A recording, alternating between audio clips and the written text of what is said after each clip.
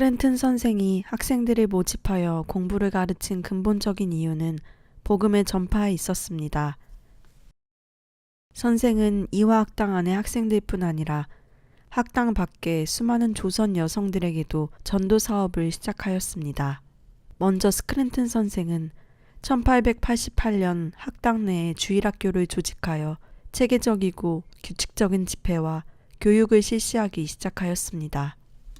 1888년 1월 우리는 주일학교를 조직했다. 물론 구성원들 사이에 다소 종교적인 가르침은 있었지만 이것은 비공식적인 방법으로 이루어진 것이었다. 우리는 이제 비로소 체계적이고 규칙적인 집회와 교육이 실시되어야 할 때가 왔다고 생각하였다. 12명의 여학생과 3명의 한국인 여성, 3명의 선교사 및 선교본부 여성 중 1명으로 주일학교를 시작하였다. 스크랜튼 선생의 보고처럼 1888년 1월 이화학당의 학생들을 중심으로 주일학교는 시작되었습니다. 이 주일학교는 이화학당 학생 12명, 정동교회 여자 교인 3명, 그리고 스크랜튼 선생과 로드와일러, 하워드, 아펜젤러 부인으로 추정되는 미 감리회 해외 선교부 소속 부인 1명으로 시작했습니다. 조선에서 처음 실시된 주일학교는 선교사와 조선인들이 함께 주일마다 모여 성경을 공부하는 형태로 추진되었습니다. 주일학교의 교재는 번역된 성경과 교리 문답서 등이 있었는데 교재로 쓰였던 작은 팸플릿들은 한문으로 된 것이어서 한글 번역이 시급했습니다. 스크랜튼 선생은 글을 읽지 못하는 조선 여성들을 위해 한글로 번역한 성경 공부 교재를 서둘러 만들어야 한다고 생각했고 주일학교 내에서의 한글 사용을 적극 추진하였습니다. 이러한 노력으로 주일학교에서는 점차적으로 한글 성서와 소책자들을 교재로 사용할 수 있었고 이로써 주일학교는 소외된 조선 여성들에게 성경 공부를 통해 한글을 배울 수 있는 기회를 갖게 해주었습니다. 이는 조선 여성들의 문맹 퇴치에도 기여하였습니다. 주일학교가 시작된 지 한 달 후에는 본격적인 저녁 주말 집회가 이루어졌습니다. 이것은 한국 남자 교인들의 계속적인 요구에 의해 이루어진 것이었습니다. 저녁에 집회를 개최한 것은 여성들이 대낮에 외출하는 것이 금기시되던 당시의 상황을 고려한 것이었습니다. 주일학교를 시작한 지 한 달 후 여성들 사이에 집회가 시작되었다. 한국 남자 교인들의 되풀이된 요구가 없었다면 이러한 조치는 그렇게 빨리 이루어지지 못했을 것이다. 남자 교인들은 우리는 배우고 있는데 왜 우리 아내들은 그 가르침을 받을 수 없느냐고 재촉했다. 우리의 부족한 언어 실력 때문에 아직 공식적이고 규칙적인 교육을 실시할 수 없다고 누차 설명하였지만 그들의 요구는 계속되었다. 그들은 계속 찾아와 같은 요청을 되풀이했고 결국 우리는 더 이상 거절할 수 없었다. 그러나 한국인들의 복음에 대한 열정으로 시작된 여성 집회는 2달 후 집회 인도자인 스크랜튼 선생의 신병으로 모임을 지속할 수 없었고 1888년 5월에는 명동성당 사건과 영아 소동 등으로 정부에서 종교적인 집회 활동을 금지시켰기 때문에 당분간 개최될 수 없었습니다. 사태가 어느 정도 진정된 후 여성 집회는 9월에 가서야 재개될 수 있었습니다. 이때에는 스크랜튼 선생이 아직 한국말이 서툴러 한국인 남자 기독교인을 선생님으로 고용했습니다. 그리고 남녀 유별을 강조하던 당시의 보수적인 사회 분위기를 고려하여 학생과 선생님 사이에 휘장을 치고 가르쳤습니다. 많은 사람들이 관심을 가지고 집회에 참석했으며 이 해에는 3명의 여성이 세례를 받기도 했습니다. 그 후 몇 달간 집회는 조선 여성들의 꾸준한 참여 속에 진행되었고 조선인들의 신뢰를 얻으면서 기독교는 점차 조선 여성들의 마음 깊숙한 곳에 뿌리내리기 시작했습니다. 1889년 2월 또 한 차례 종교 집회 금지령이 내려져 스크랜튼 선생은 공식적인 대중 집회를 중단하고 선교부 부인들과 학당의 여학생들을 중심으로 예배만 드렸습니다. 외부 여성들에게는 사정이 여의치 않으니 당분간 집회에 오지 말라고 당부했습니다. 그러나 조선의 여성들은 얼마나 더 기다려야 하냐며 계속해서 선생을 찾아왔습니다. 어느 주일 저녁 예배 시간이었습니다. 한 부인이 금지 명령에도 불구하고 위험을 무릅쓰고 예배 시간에 찾아왔습니다. 눈에 잘 띄지 않는 구석에 앉아 조용히 예배를 마친 그녀는 스크랜튼 선생을 찾아와 간절히 호소했습니다. 제발 매주일 저녁마다 저를 여기에 오도록 허락해 주세요. 집에는 쌀도 조금밖에 없고 땔감은 다 떨어져 살기가 너무 힘들어요. 여기에 와서 복음을 듣고 찬송을 듣는 것이 제 마음을 평온하게 해줍니다. 제발 저를 매일 오도록 허락해 주세요. 이처럼 조선 여성들은 주님의 말씀 속에서 위로와 평안을 찾았으며 그리스도의 복음은 여성들에게 삶에 대한 용기와 희망을 안겨주었습니다. 스크랜튼 선생의 몸을 돌보지 않는 헌신적인 전도활동과 조선 여성들의 복음에 대한 열정으로 여성 교인들의 수는 끊임없이 증가했습니다. 1889년 12월 31일자 통계를 보면 집회에 참석한 부인들의 수는 연간 1064명에 이르렀습니다. 이것은 학당 여학생을 제외한 외부 여성들만을 집계한 것이라는 점을 고려할 때 상당한 숫자였다고 할 수 있습니다. 이후에도 주일 저녁 여성 집회는 수적인 증가는 크게 없었지만 평균 30명 규모의 여성들이 규칙적으로 출석함으로써 질적인 성장을 보여주었습니다. 선교사들이 전하는 복음의 말씀을 들으려는 여성교인의 수가 증가하자 스크랜튼은 여성교회 설립을 제안했습니다. 남녀가 한자리에 앉아 있을 수 없는 당시의 엄격한 남녀유별 풍습을 고려하여 여성들만을 위한 여성교회를 제창했던 것입니다. 1889년에 설립된 이 여성교회는 한국에 파송된 오링거 목사의 인도 아래 3주에 한 번씩 주일 저녁 예배를 드렸고 주일 저녁 외에도 한 주간에 2번 예배를 드렸습니다.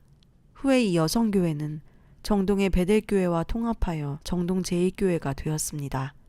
여성 교인들의 수가 점차 증가함에 따라 여성들을 위한 주일학교도 꾸준히 성장하였습니다. 1892년 안식년을 마치고 돌아온 스크랜튼 선생은 그의 편지에서 주일학교가 매우 활성화되고 있음을 다음과 같이 보고했습니다. 주일 예배 출석률이 매우 규칙적이다. 보통은 여름철 출석률이 폭우와 진흙탕길 등으로 저조한 편이었으나 이번 여름은 어느 해보다도 좋은 출석률을 보여주었다. 내가 5월에 돌아온 후 한 여인은 매 주일 아침 3마일을 걸어서 예배에 참석했다. 스크랜튼 선생의 전도활동이 본격화되면서 이화학당 내에 존재하던 주일학교는 다른 교회에도 확산되었습니다. 1895년 10월에는 여자 주일학교가 남대문 부근 달성에도 생겼습니다. 이화학당을 후임자에게 맡기고 여러 지역에 새로운 여성 사업을 개척하고 있던 스크랜튼 선생이 달성교회를 관할하면서 교회 내에 설립한 것입니다. 달성의 주일학교는 처음에 학생 수도 증가하지 않고 한동안 교사 확보에도 어려움이 있었으나 이화 출신의 루시가 학교를 맡게 되면서 점차 안정적인 모임으로 정착해 갔습니다. 12명 정도의 학생들에게 교리문답서와 성경 등을 가지고 한글 읽기와 쓰기를 가르쳤고 초등지리 교재도 사용하였습니다. 달성 주일학교의 학생들은 스스로 기도회를 갖고 가정들을 방문하여 작은 봉사를 실천하는 등 훌륭한 기독교인으로 성장해 갔습니다. 이와 같이 주일학교는 조선의 여성들, 부인들에게 배움의 기회를 마련해 주었고 체계적인 성경 공부를 통해 여성들을 복음의 전파자로 인도하였습니다. 시간이 지남에 따라 주일학교는 부인들의 성공적인 모임이 되었고 서로 사랑과 믿음을 나누는 친근한 인간관계를 유지하는 데도 기여하였습니다. 1890년 스크랜튼 선생은 로드 와일러에게 이화학당 당장 자리를 물려주고 정동 이외의 지역으로 새 일터를 개척해 나갔습니다. 서울에서는 정동, 동대문, 달성교회를 중심으로 분여반 전도 사업을 실시하였고 서울 근교와 내륙지방 전도까지 활발한 활동을 전개하였습니다. 스크랜튼 선생은 자신의 손이 닿는 모든 곳에서 학교 사업과 교회 사업을 함께 실시하려고 노력하였으며 이 일들을 위해 전도부인 훈련에도 힘을 썼습니다. 스크랜튼 선생은 진정으로 복음의 가르침을 받고 싶어하는 부인들을 위해 1892년에는 부인 성경반을 조직했습니다. 많은 지원자가 있었지만 5명 정도로 제한하여 받았는데 3명만이 끝까지 남아서 읽고 쓰기를 배우기 위해 전체 교리를 베끼면서 열심히 공부하였고 결국 떠날 무렵에는 훌륭한 기독교인으로 거듭나게 되었습니다. 소모임으로 시작했던 부인 성경반은 조선 여성들의 복음을 향한 간절한 염원을 반영하여 확대되었습니다. 1894년 스크랜튼 선생은 자신의 집에서 예수 그리스도에 대해 배우고 싶어하는 사람은 누구나 받아들이기로 결심했습니다. 단지 외국인의 집을 구경하고 싶은 사람들이 몇 명 올 것이라 생각했던 당초의 예상과는 달리 무려 3천여 명의 군중들이 몰려와 복음의 귀를 기울였습니다.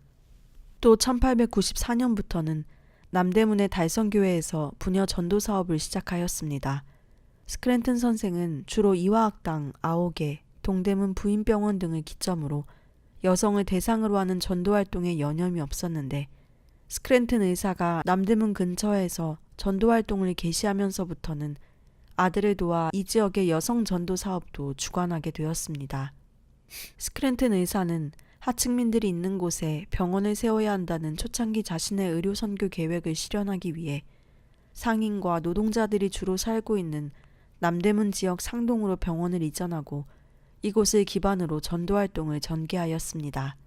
그러나 초기 상동교회 활동이 부진을 면치 못하자 어머니에게 도움을 요청하였고 스크랜튼 선생은 상동으로 자리를 옮겨 직접 여인들을 만나기 시작했으며 남자 교인의 어머니를 세례받게 하면서 점차 교세를 확장시켜 나갔습니다. 아들과 함께 상동교회를 개척한 후 스크랜튼 선생은 이 교회에 머물면서 경기도 지방 여선교 사업을 주관하였고 직접 1년에 수차례씩 지방을 순회하며 교회와 교인들을 지도하였습니다. 1894년 스크랜튼 선생은 여성으로서는 최초로 지방 전도 여행을 감행하였습니다. 외국인의 발길이 닿지 않았던 몇몇 마을을 방문하여 전도 활동을 펼쳤는데 많은 군중이 모여 복음을 들었고 그 중에는 오늘부터 이 가르침대로 살겠다고 다짐하는 사람들도 있었습니다. 1차 전도 여행에서 스크랜튼 선생은 가는 곳마다 집과 의복이 매우 불결하다고 느껴 죄로부터의 구원뿐 아니라 불결함으로부터의 구원에 대해서도 열심히 설교하였습니다. 이 1차 전도 여행 과정에서 스크랜튼 선생은 600여 명의 여성들에게 복음을 전할 수 있었습니다.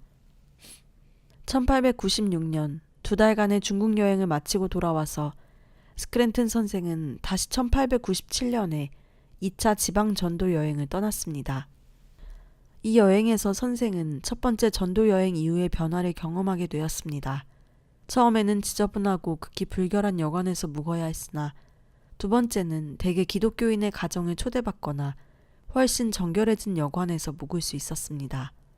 스크랜튼 선생은 그를 알지 못하는 부인들을 가르칠 교사를 확보하는 문제에 대해서도 끊임없이 고민하고 선교사 지원을 본부에 요청하는 등 지방의 여성들에게도 배움의 기회를 마련해주고 복음을 전파해주기 위해 백방으로 애를 썼습니다. 1898년 힘든 지방순회와 경무에 시달리다 건강이 악화되어 스크랜튼 선생은 잠시 휴가를 가게 되었습니다. 선생이 아들과 함께 휴가차 유럽으로 떠날 때에는 많은 사람들이 강까지 3마일을 걸어서 뒤따랐는데 이는 마치 사도 바울이 에베소 장로들의 환송을 받던 장면을 연상케 할 정도로 감동적이었다고 합니다. 스크랜튼 선생이 잠시 외국에 나가게 되거나 건강상 활동을 못하게 될 때에는 전도부인들의 도움이 대단히 컸습니다. 이 무렵 선생은 여성 해외 선교회에 고용된 정식 전도부인 3명의 도움을 받아 어렵게 시작한 전도 사업을 계속 이어갈 수 있었으며 특히 부인이 서울의 일로 바빠 지방 전도를 거의 포기해야 하는 동안에는 이들 전도부인들, 특히 대형 성서 공회의 후원을 받는 5명의 전도부인이 거의 전적으로 지방 전도 사업을 담당해 주었습니다. 몸을 아끼지 않는 이러한 적극적이고 신실한 전도 활동으로 스크랜튼 선생은 1899년 주한 감리교 여선교회가 조직되었을 때 초대 회장에 피선되었습니다. 그러나 1900년 16개월간의 긴 휴가를 마치고 한국에 돌아왔을 때 선생의 나이가 연로하고 건강이 여의치 않아 오랜 지방 여행을 감당할 수 없었기 때문에 전도부인들이 이 일을 대행했습니다. 이러한 와중에도 선생은 지난번의 전도 여행 중 글을 읽을 줄 아는 여자가 단 한 명도 없는 마을이 허다했던 사실을 뼈저리게 느끼면서 이들을 위해 전도부인의 훈련이 시급함을 깨달아 오랜 수건이던 전도부인 양성소를 달성해서 시작하여 피어스가 책임지게 하는 한편 틈나는 대로 강의도 하였습니다. 전도부인 양성소가 서울에 세워지자 스크랜튼 선생은 하란사의 도움을 받아 한국 여성 지도자들에게 기초적 훈련을 시켰고 동시에 서울 지역 전도부인들을 교육시켰습니다. 하란사는 처음에 이화학당 문을 두드렸을 때 기혼 여성이라고 거절당하자 불 꺼진 등잔같이 어두운 한국 땅에서 어머니들이 무엇인가 배우고 알아야 자녀들을 가르칠 수 있다고 스크랜튼 선생을 설득하여 입학이 허용되었습니다. 이후 자신이 스크랜튼 선생으로부터 받았던 배움의 혜택을 한국 여성들을 위해 베풀었고 더 많은 한국 여성들에게 교육의 기회를 주고자 스크랜튼 선생과 함께 노력했습니다. 이후 이들을 통해 교육받은 여성은 12,000명에 달했습니다. 또한 교육의 기회를 전혀 얻을 수 없는 지방의 여성들을 위해 지방의 소학교 설치의 필요성을 호소하기도 하였는데 이러한 스크랜튼 선생의 활동으로 수원과 공주 등지에도 주일학교를 비롯한 각종 소학교가 설립되었고 이들 학교는 지방 여성들을 계몽시키는 데 크게 기여하였습니다. 1901년 선생은 병을 얻어 가족과 함께 고향으로 돌아갔는데 이후 다시 돌아와 고령의 나이에도 불구하고 상동교회를 중심으로 전도사업에 주력하였습니다. 1906년부터 1년간 스크랜튼 선생 지도하에 전도부인들은 4천여 가정을 신방하여 12,000여 명에게 복음을 전하였고 이 시기 하란사가 귀국하자 그녀의 도움을 받아 전도부인 양성소에서 전도부인을 훈련시키는 일을 계속하였습니다. 한편 스크랜튼 선생은 여성들이 선교사들과 함께 있을 때에만 공부를 할 수 있다는 점을 안타깝게 여기고 여성들이 항시적으로 하나님을 만나고 교육을 받을 수 있는 기회를 마련해 주기 위해 끊임없이 노력했습니다. 1907년 제국신문에는 스크랜튼 선생의 명의로 여학생 모집 광고가 실렸습니다. 4월 23일부터 30일까지 7번이나 계속해서 실린 이 광고를 통해 볼 때 스크랜튼 선생이 제2, 제3의 이화학당을 만들기 위해 마지막까지 얼마나 노력하였는가를 알 수 있습니다. 또한 스크랜튼 선생은 아무리 힘든 일이 있어도 자신을 필요로 하는 곳이면 어디든지 달려갔습니다. 선생은 1908년 겨울 76세의 고령에도 불구하고 상동 주일학교에 영어 교사가 부족한 사실을 알고 교사가 확보될 때까지 직접 출근하여 가르치기도 하였습니다. 스크랜튼 선생은 한국 여성들에게 가장 필요한 것이 복음에 대한 지식과 기도의 능력을 아는 것이라는 강한 확신을 가지고 남은 여생을 한국 여성들에게 이 지식을 가르치는 데 바쳤습니다. 그 이듬해 건강이 심하게 악화되어 외부 출입이 불가능한 상황에서도 스크랜튼 선생은 자신의 충고와 도움을 구하러 찾아오는 사람들에게는 늘 따뜻한 사랑과 격려로 힘이 되어 주었습니다. 1908년에는 이화학당으로부터 중등과, 보통과, 고등과를 설치하게 된 기념으로 그 교육의 원년인 1886년 스크랜튼 선생이 학생 한 명을 마주하고 시작한 수업을 근거로 5월 31일을 이화의 창립 기념일로 정하고 공식적인 기념식과 행사를 거행하였습니다. 이 해의 메이데이 행사에서는 이화학당 창립자인 스크랜튼 선생이 초대 메이퀸으로 선출되었습니다. 소외되고 외로운 한국 여성들을 위한 교육과 선교에 자신의 모든 것을 바치며 사랑과 헌신의 삶을 일관한 스크랜튼 선생은 마지막까지 기도와 찬송과 말씀 속에서 77세를 일기로 아름답고 고귀한 삶을 마감했습니다. 선생은 마비가 오기 3일 전 가장 가까이에서 함께 일해온 사람들과 마지막 모임을 마련하는 등 선생을 아끼고 보살펴준 사람들에게 끝까지 자신의 사랑을 전하려고 애썼습니다. 스크랜튼 선생은 모든 계층 사람들로부터 사랑을 받았습니다. 장례식 날 유해가 집을 떠나기 직전 궁에서 나온 관리가 찾아와 부인의 관 앞에서 3번 절하며 마지막 경의를 표했습니다. 이 땅에 소외된 여성들을 위해 하나님의 말씀을 전하고 고난과 억압 가운데 있는 조선 여성들에게 새 빛을 비추어 주기 위해 이 땅에 온 스크랜튼 선생은 1909년 10월 8일 이른 아침 기도와 찬송이 울려 퍼지는 가운데 조용히 눈을 감았습니다. 선생이 떠나는 길에는 양화진 묘소까지 수천 명의 인파가 뒤를 따르며 이 땅을 위해 베푼 사랑과 찬란한 업적에 대해 존경의 마음을 표하였습니다. 스크랜튼 선생은 과부, 기생, 고아와 같이 외롭고 천대받던 여인들을 데려다가 가르치고 길러내 한국 교회와 이 땅을 대표하는 여성 지도자로 우뚝 서게 했습니다. 이경숙, 황매래, 하란사, 박에스터 등 한국 교회 초기 여성 지도자들은 거의 선생의 지도를 받으며 성장하였습니다. 스크랜튼 선생의 가르침 속에 성장한 이들은 실로 20여 년의 한국 생활 동안 스크랜튼 선생이 피땀 흘려 일구어 놓은 큰 결실이라고 할 수 있습니다. 이화학당 최초의 한국인 여교사인 이경숙의 기억 속에 존재하는 스크랜튼 선생은 인자한 어머니상 그 자체였습니다. 스크랜튼 선생은 나를 반겨맞으며 처음 보는 사람이로되 친절한 태도는 오랜 동안 사귀어 아는 사이보다도 대단하였다. 나는 그날 밤을 노부인 집에서 잤다.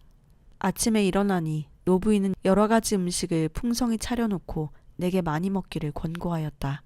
그러나 친척들이 굶주림을 생각하니 목이 메이고 눈물이 앞을 가려 그 맛있는 음식을 먹을 수 없었다. 조반 후에 노부인은 나를 자기 수양딸로 정하고 새 옷을 많이 주었다. 초래 때 잠깐 남편을 보았을 뿐 이내 사별하고 초년 과부가 되어 삭바느질, 빨래 등의 일로 연명하던 불우한 여인 이경숙은 친척의 소개로 스크랜튼 선생을 만나게 되었습니다. 첫 만남에서 이경숙은 스크랜튼 선생의 친절한 태도에 마음이 녹아버렸습니다.